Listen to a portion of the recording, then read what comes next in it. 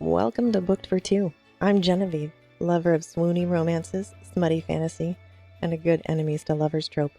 And I'm Scott, your go-to guy for dragons, sprawling fantasies, and questioning if females spend more time brooding or hair flipping. Wow, that joke gets worse every time you say it. And yet, here we are. This is the podcast where we dive into books together as a couple, sharing laughs, debates, and probably way too many feelings about fictional characters. Each week, we break down chapters from a book, offering two very different takes, mine logical and thoughtful. And mine, absolutely correct. Plus, let's be honest, spicier. Fair enough. So, grab your book, get comfy, and let's turn the page together.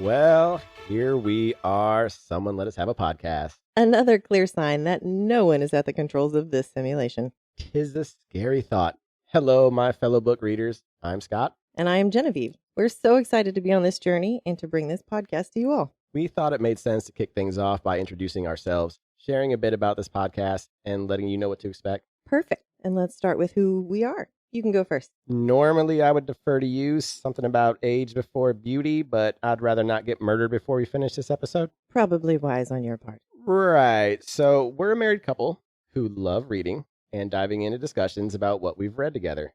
I'm into the epic fantasies, think Lord of the Rings, Game of Thrones, and Mistborn. I'll dip my toes in the sci-fi every now and then too. What about you, babe? I'm more of a smutty fantasy, psychology, and existentialism kind of gal. My Kindle is basically a chaotic reflection of my brain. Honestly, we didn't get back into reading until about 6 months ago. We both fell into the black hole of book talk. I want to get back into fantasy. Mistborn by Brandon Sanderson kept popping up everywhere, so I went for it. And for me, it was ACOTAR this and ACOTAR that every time I scrolled. So I finally thought, okay, fine, let's see what all the fuss is about. We had so much fun reading side by side, diving into these completely different worlds and then sharing our thoughts with each other. It's like we were each so invested in our own stories, but still genuinely curious about what the other person was reading. Exactly. And after I wrapped up the Mistborn series, I tried to jump into The Faithful and the Fallen by John Gwynne, who I love, but I was still so emotionally stuck in the Mistborn world that ending hit me so hard. I just wasn't ready to move on yet. Meanwhile, ADHD was wreaking havoc on my side. I got to A Court of Silver Flames and it took me forever to finish. Not because it wasn't good, but my brain just refused to cooperate. You were absolutely swirling. Meanwhile, I was over here curious about ACOTAR and decided to pick it up. Hooked might be an understatement.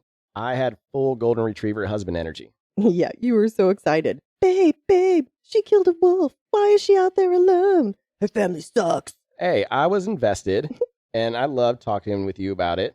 It felt like it brought us even closer together. I completely. And let's be real. Watching you blush and giggle every time you hit a spicy part, chef's kiss. Okay. I'll admit I'd never read scenes like that before, but they added this story, and I was getting into it. And then I finished Silver Flame and impatiently, waited for you to catch up. I absolutely devoured those books. You sure did. And then you were talking with a client of yours who also has a podcast. Yeah, I told him how much fun we were geeking out over books, and he casually says, you guys should record this. I was like, wait, you mean like a podcast? And he goes, yeah, why not? So huge thanks to Aaron for giving us this nudge to make this happen, for letting us borrow your equipment, which we are literally using right now, and for just being an all-around kind and genuine human. Seriously, Aaron, you're the best. That first recording, you got me to stop overthinking and just be myself. And honestly, it made all the difference. Now's the perfect time to spill what Booked for Two is all about. We're a married couple who are obsessed with books, love geeking out over them together, and think it's fun to share our totally unique, slightly chaotic perspective as partners in life and reading. So what we're doing is kind of like a book club, but with our own twist. We'll pick a book or series to dive into, and each week we'll break down a section or a few chapters and discuss it in our way. We want to bring you a unique perspective, a mix of male and female viewpoints, plus the dynamic of a couple tackling books together. There will be laughs. There will be insight. Let's be real. a whole lot of shenanigans. Speaking of chaos, after we break down each chapter and share our overall thoughts on the story so far, we've got a fun weekly game called He Said, She Said. Here's how it works. Each week we pick 3 quotes from the chapters we read and challenge each other to guess who said them. It starts off easy, but by the end, it's like trying to remember what you had for breakfast last week. Basically impossible. Now, should we give them a little taste of what's to come with a quick spoiler-free chat about what you thought of the ACOTAR series as a whole? Of course. And remember, this is just my opinion. Overall, it was a fun and safe series. I had a fantastic time with it. I finished it in a month, which is lightning fast for me. I loved it. But like everyone else, I've got my opinions. No spoilers, though. But you know what I thought of Tamlin. Oh, I know. We had a pretty deep dive on that one. If any of you want to hear the full scoop, drop us a comment on social media, and maybe we'll record a bonus episode just for that. That could be fun. And to stir the pot a little more, let's rank the books in the series. Spoiler free, of course. Age Before Beauty. Excuse me? Allergies? All right, I did say Age Before Beauty, but it was meant as a compliment. You're the beauty, and I'm the experienced one. Uh-huh. Nice save for now. I probably shouldn't run out of lives so early in our podcast career, huh? Who said you had any lives saved up? Touche. How about a good old-fashioned ladies first? I'll allow it. All right, well, go ahead, babe. All right, I'll start my list off with A Court of Wings and Ruin. This one is my favorite because of how action-packed and emotionally intense it is. It had me hooked from start to finish. And I love how much it delivered on everything the series had been building toward. It was an incredibly satisfying read. Yeah, I completely agree. ACOTAR felt like the perfect ending to a trilogy. It's the only book in the series that actually made me cry as well. If SJM had stopped here, it would have been a standing ovation moment, tight, satisfying, beautifully wrapped up. But if you want to know exactly what broke me, you're going to have to tune into our ACOTAR episode. Now, for my number 2, I got ACOMAF, which is the second book in the series, or the Green Book. It takes the series to a whole new level with more adventure and those epic fantasy vibes I love. It felt like SJM said, let's go bigger, bolder, and break some hearts along the way. And that ending, it was emotional. It reminds me of Infinity War and The Empire Strikes Back, depending on what type of nerd you are. Me, I'm both. Yeah, you are. And for me, ACOMAF, Court of Mist and Fury, is also number 2. I liked the emotional depth and the character growth. That's what made this a standout for me. It brought a level of connection and complexity to the story that I couldn't get enough of.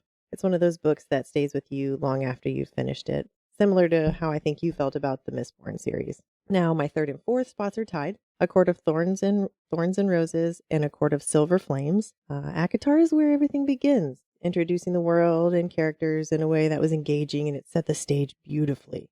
A Court of Silver Flames, on the other hand, had a very different tone and focus that felt personally impactful for me. Both were compelling reads, but for me, they're tied because of how uniquely they contributed to the overall series. Yeah, ACOTAR is the book that hooked us all. It's a classic for a reason. Most days, it's solidly in my top 3, and depending on my mood, it might even snag the number 2 spot. And let's talk about the 3rd act. Hands down, the best in the series for me. 3 words, Under the Mountain, enough said. Now, as for ACOSIF. I'm sorry, what? ACOSIF. What is that? So if we're going to use acronyms for the other 4 books, I feel like we should use acronym for this book. I feel like it's left out almost.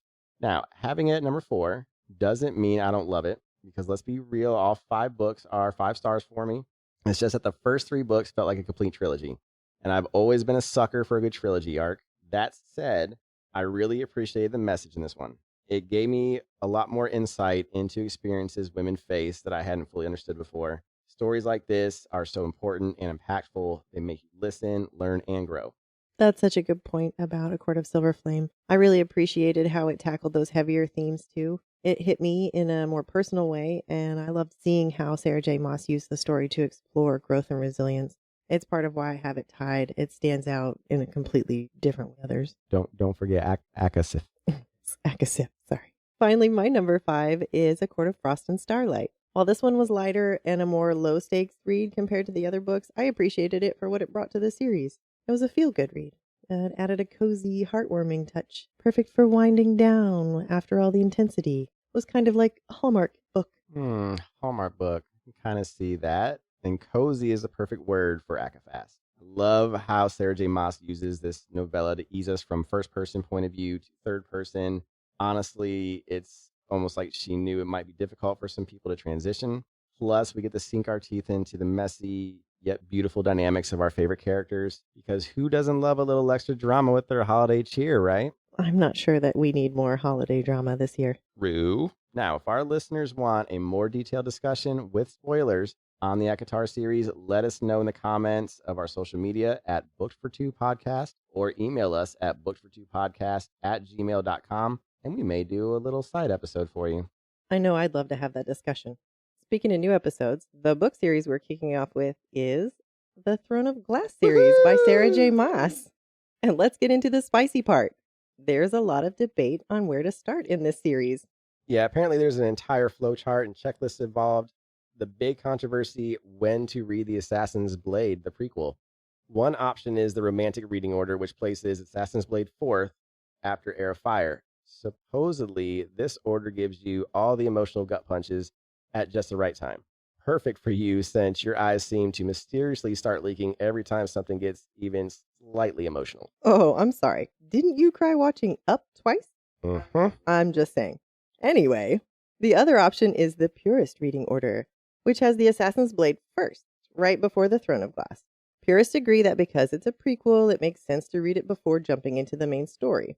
And just to make it more complicated, there's yet another checklist for reading books 6 and 7 in tandem, because their timelines actually overlap. All right, my brain hurts. Let's not overcomplicate things now. The tandem decision can wait until we're closer to those books. For now, drum roll please, we decided to follow the reading order recommended by the author herself, which is The Assassin's Blade as the third book, before Heir of Fire. We're sticking with this because we want to experience this series the way Sarah J. Maas intended. There's a reason she chose this order, and you can bet we'll be diving into those reasons as we go. well said. So, for anyone reading along with us, we'll be starting with Throne of Glass as the first book in the series. And guess what? Our first episode is already dropped. As mentioned on social media, we're covering chapters 1 through 6 in this episode. For those who've read the series, tune in to hear our fresh takes on your favorite memories. And don't forget our He Said, She Said game. Though, let's be honest, you have zero chance of beating me at it. All right, challenge accepted. Though your confidence is as tall as my to-be-read pile, which I promise to tackle right after this series. Listen, you're allowed one dad joke per episode. All right, I'll make this dad joke count. Like a limited edition collector's copy, worth every page. I apologize to our listeners. And if you're still here, be sure to subscribe and review us on your preferred podcast listening platform. We'll be dropping new episodes every Thursday morning at 6 a.m. Central Time. For those of you reading along, we will be posting on our social media every Saturday before our new episode drops to let you know which chapters we will be covering. Speaking of, if you haven't already, like and follow us on Facebook and Instagram at Booked for Two Podcast. So until next time, Keep turning the page.